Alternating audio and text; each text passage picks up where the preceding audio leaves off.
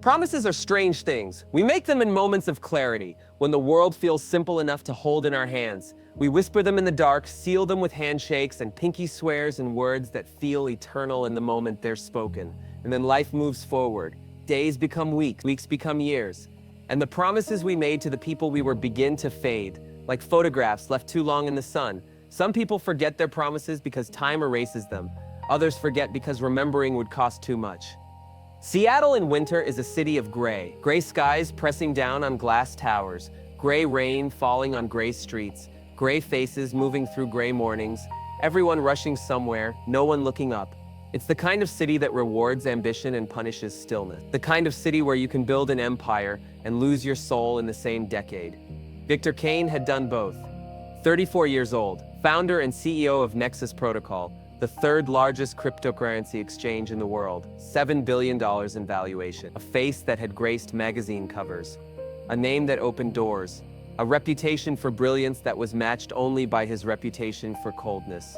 His office occupied the entire top floor building he owned outright. Floor-to-ceiling windows that framed the skyline like a painting, furniture that cost more than most people's houses, a desk made of reclaimed wood from a 19th century ship. Because even his furniture had to have a story worth telling, but the story Victor told wasn't entirely true. The public version was clean, inspiring, a self-made man who had clawed his way up from nothing through sheer genius and determination. The TED Talks, the keynote speeches, the carefully crafted narrative of a boy from a broken home who turned his pain into power. What the public didn't know was what nothing really meant.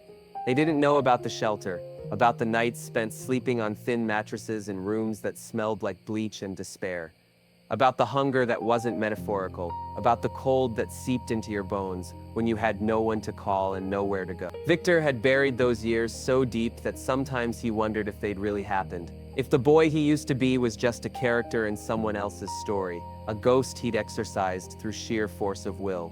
Today was Thursday, interview day. Every quarter, Victor personally conducted the final round of interviews for entry-level positions. It was a ritual he'd instituted years ago, a way to stay connected to the ground floor, to remind himself what hunger looked like in other people's eyes. Or at least that's what he told the board. The truth was simpler. He liked the power, liked watching people perform for him, liked knowing that a single word from his mouth could change someone's life. The morning had been unremarkable. 3 candidates, all polished, all prepared, all desperately eager to impress. Victor had dismissed them with the efficiency of a surgeon. Wrong energy, wrong fit. Next. The 4th candidate was different. She walked in wearing clothes that didn't quite fit, a blazer that was slightly too large, probably borrowed, shoes that had been polished to hide the wear, hair pulled back in a way that suggested function over fashion. No expensive watch, no designer bag, nothing that signaled wealth or connection. Victor noticed these things. He had trained himself to read people the way traders read markets, quickly, ruthlessly, without sentiment. She sat down across from him, hands folded, back straight, eyes that met his without flinching. Name? Victor asked, though he had her file in front of him. Lily. He glanced at the application. Community college, part-time jobs, a GPA that was impressive, given the circumstances, but unremarkable compared to the Harvard graduates he usually hired. No internships at prestigious firms, no connections worth mentioning. She was, by every metric that mattered to him, a waste of time. Tell me why you want to work here, he said. The same question he asked everyone. The same bored tone. She didn't answer right away. Instead, she looked at him with an expression he couldn't quite read. Something between sadness and determination. Something that made him uncomfortable in a way he couldn't name. Because I made a promise, she said, and so did you. Victor frowned. Excuse me? Nothing, she straightened. I want to work here because I believe in what you're building, and because I know what it's like to start with nothing. The answer was acceptable. Generic, forgettable. Victor had already made his decision. He just didn't know yet that he was about to unmake it. The interview lasted less than 3 minutes. Victor asked the standard questions. Background, skills, 5-year plan. Lily answered each one with a quiet competence that should have impressed him but didn't. He wasn't listening. Not really. He was calculating the cost of training someone without pedigree, the risk of hiring someone who didn't fit the culture, the inefficiency of giving chances to people who hadn't already proven themselves elsewhere. Thank you for your time, he said, closing her file. We'll be in touch. It was the polite version of no. Everyone knew it. Lily knew it. She didn't stand up. Mr. Kane, if I could just have one more minute, I have other candidates waiting. Please. Her voice didn't waver. Just read the last line of my application. Victor sighed. The audacity of it. The desperate, grasping attempt to extend a conversation that had already ended. He had seen it 100 times. People who couldn't accept rejection. People who thought persistence was the same as qualification. But something in her eyes stopped him. A steadiness that didn't match her circumstances. A certainty that felt earned, not performed. He opened the file again, flipped past the resume, past the cover letter, to the final page, a personal statement he hadn't bothered to read. His eyes found the last line. You gave me your word behind the shelter. December 14th, 2012. The room tilted. Victor read the words again and again, as if repetition might change them, as if staring long enough would make them mean something else. December 14th, 2012. He knew that date. It was carved into a part of his memory he had spent 12 years trying to erase. Where did you? His voice came out wrong, thin, cracked. How do you know about that? Lily's expression didn't change.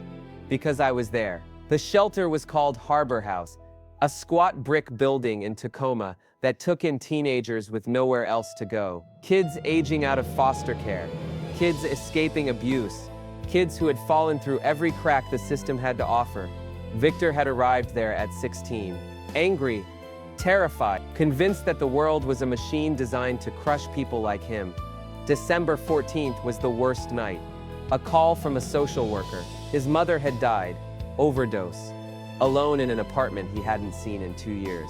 There would be no funeral, no money, no closure. Just the knowledge that the woman who had given him life had spent her final years choosing something else over him. Victor had gone behind the shelter, sat against the cold brick wall, cried for the first time since he was a child. That's when the girl appeared. 8 years old, small, wearing a coat too thin for the weather. She lived in the low-income housing next door. She explained. She came here sometimes to play. She didn't ask why he was crying, didn't try to fix anything. She just sat down beside him and pulled a chocolate bar from her pocket, broken in half. My mom says when things are bad, chocolate helps, she said. It's the only one I have, but you can share it. Victor had taken the chocolate, not because he wanted it, because refusing felt like too much effort. They sat in silence for a long time. The girl didn't leave, didn't fidget, just stayed, as if her presence alone was the point. What's your name? Victor had asked. Lily. I'm Victor. Are you going to be okay? Victor? He hadn't known how to answer, so he'd lied. Yeah, I'm going to be okay. I'm going to get out of here, make something of myself. And when I do, he'd looked at her, at this tiny person who had offered him her only chocolate bar without hesitation. When I do, I'll come back. I'll help you too, I promise. Lily had smiled. Pinky swear? He'd linked his pinky with hers. Pinky swear. Victor stared at the woman across from him. The little girl was gone. In her place was someone who had grown up hard. Someone whose borrowed blazer and polished shoes told a story of struggle he recognized because he had lived it. You remembered, he said. I didn't recognize you. I know. No accusation in her voice, just fact. You weren't supposed to. I wasn't here to guilt you. I was here to see if the boy I met that night still existed somewhere inside the man you became. Victor's hands were trembling.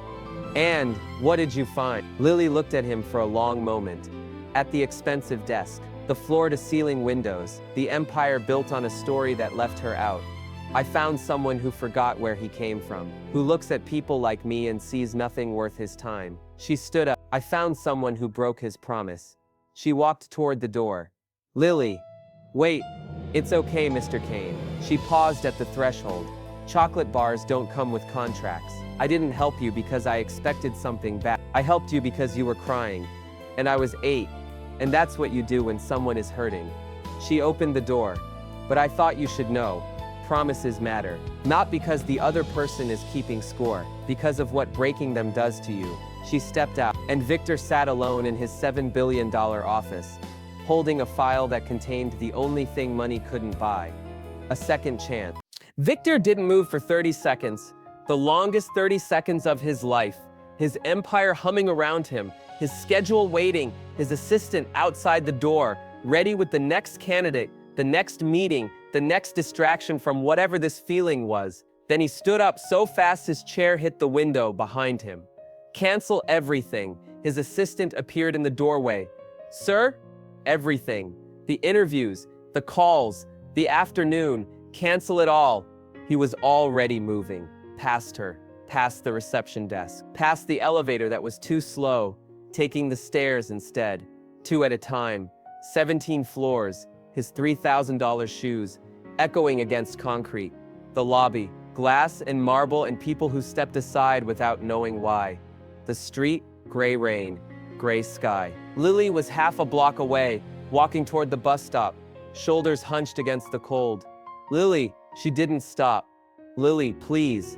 He was running now. A billionaire sprinting down a Seattle sidewalk in the rain, his suit getting soaked, his carefully constructed dignity dissolving with every step. He caught up to her at the bus stop. She was standing under the shelter, arms crossed, staring straight ahead. Go back to your office, Mr. Kane. Victor, he was breathing hard. My name is Victor. You knew that before anyone else did. That was a long time ago. 12 years. He stepped in front of her, forced her to look at him. 12 years. And I never forgot that night. I buried it, along with everything else that hurt too much to remember. Lily's jaw tightened. I'm not here for your therapy session. I know, you're here because you kept a promise I broke. He took a breath. You came to that interview knowing I wouldn't recognize you, knowing I'd probably reject you, and you came anyway. Why? She was quiet for a moment. The rain fell around them. The bus was coming, 3 blocks away. Because I needed to know, she said finally. I spent 12 years telling myself that the boy behind the shelter made it, that somewhere out there Victor was okay, that the promise he made wasn't a lie, just delayed. Her voice cracked slightly. I needed to see if any of that was true. And what did you see? I saw a man who looks at people like me and calculates our worth, who sits behind a desk that costs more than my mother's house and decides in 3 minutes that I'm not good enough. She wiped her eyes. I saw a man who forgot how to see people. The bus was 1 block away. You're right, Victor said. Lily blinked. Whatever she had expected, it wasn't agreement. I forgot what it felt like to be invisible, to be hungry, to be so alone, that a chocolate bar from a stranger felt like salvation. He reached into his jacket, pulled out her application, now wet and wrinkled. I spent 12 years building walls so high that I couldn't see over them anymore. Couldn't see the people on the other side. Couldn't see you. The bus stopped. Doors opened. Lily didn't move. What do you want from me, Victor? Nothing. He shook his head. Nothing you haven't already given. You showed me who I was becoming. You held up a mirror I've been avoiding for 12 years. He handed her the application. But I want to give you something. Not because I owe you, though I do. Because it's right. Because it's what the boy behind the shelter would have done if he hadn't gotten lost along the way. Lily looked at the paper in her hands. I don't want charity. This isn't charity. Victor took a breath. There's a position opening next month. Director of Community Investment. It's a new division. We're funding programs for homeless youth, shelters, education, job training, the things that would have changed my life if they'd existed when I needed them. He paused. I've been looking for someone to run it. Someone who understands what it means to start with nothing. Someone who knows that a chocolate bar can save a life. He looked at her. I think I just found her. Lily stared at him. You're offering me a director position? I came in for entry level. Entry level was before I read the last line of your application, before I remembered who I was. He smiled. Sad, real, before you reminded me what promises are for. The bus driver honked, waiting. Lily waved him off. The bus pulled away. She looked at Victor, at the rain, soaking his expensive at the desperation in his eyes that had nothing to do with business and everything to do with redemption. If I take this job, she said slowly, I'm not going to let you turn it into a PR stunt. This has to be real. Every dollar, every program, every kid we help. I wouldn't expect anything less. And you're going to visit shelters with me, not for photo ops, to actually see the people we're helping, to remember why this matters. Victor nodded. I think I could use the reminder. Lily extended her hand.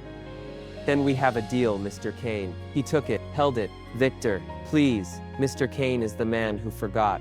Victor is the boy who made a promise. She almost smiled. Okay, Victor. She shook his hand firmly. Let's see if you can keep this one. They stood there in the rain, a billionaire and a girl who had once shared her only chocolate bar with a stranger. Two people who had found each other again across 12 years of silence. The promise had been broken, but it wasn't too late to make a new one.